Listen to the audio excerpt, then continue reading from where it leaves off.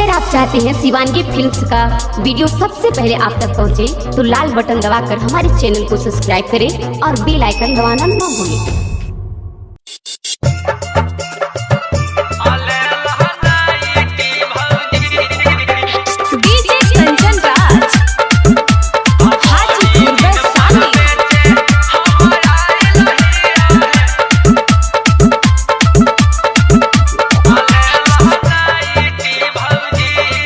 Shivangi recording studio Rajgir.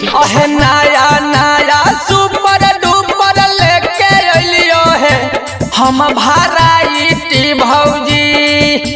नया नया super duper लेके अलियो है हम भराइटी भौजी।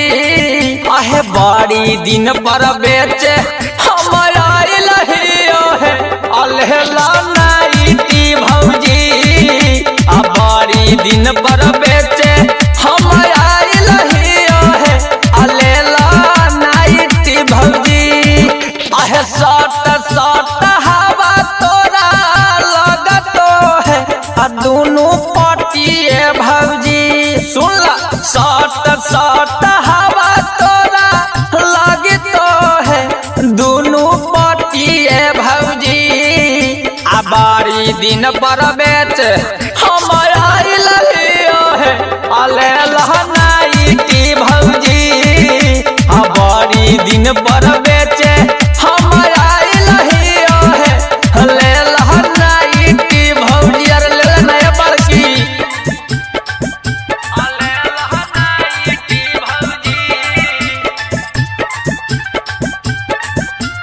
बड़ी दिन पर बेचे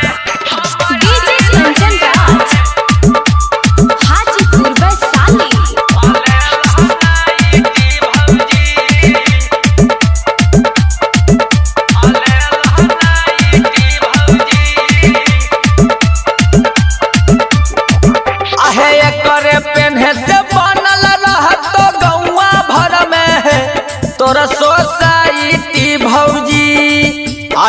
करे पेन्हे से बनल रहतो गौवा भर में है तोरा सोसाइटी भौजी। बड़ी दिन पर बेचे हम आइल है अलेला नाइटी भौजी। बड़ी दिन पर बेचे हम आइल है अलेला नाइटी भौजी। आजी बढ़िया बढ़िया छाटल छाटल एक नंबर हको क्वालिटी भौजी। बढ़िया बढ़िया छाटल छाटल एक नंबर हको क्वालिटी भौजी।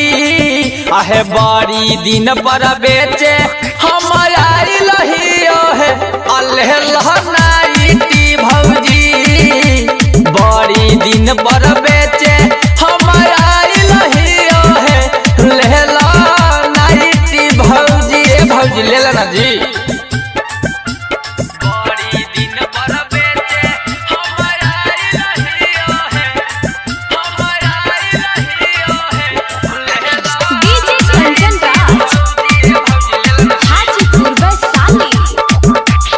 Shivangi recording studio Rajgir.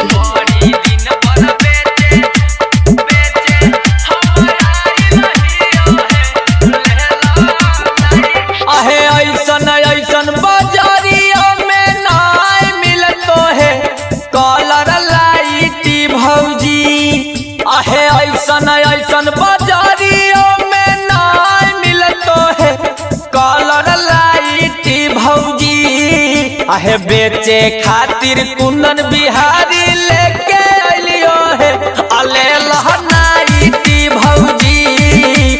बेचे खातिर कुंदन बिहारी लेके अलियो है अलेला नाइटी भौजी। सट सट हवा तोरा लगतो है दोनों पटिए भौजी। सट सट हवा तोरा लगतो है दोनों पटिए भौजी। बड़ी दिन पर बेचे हम आइल है अलेला नाइटी भौजी।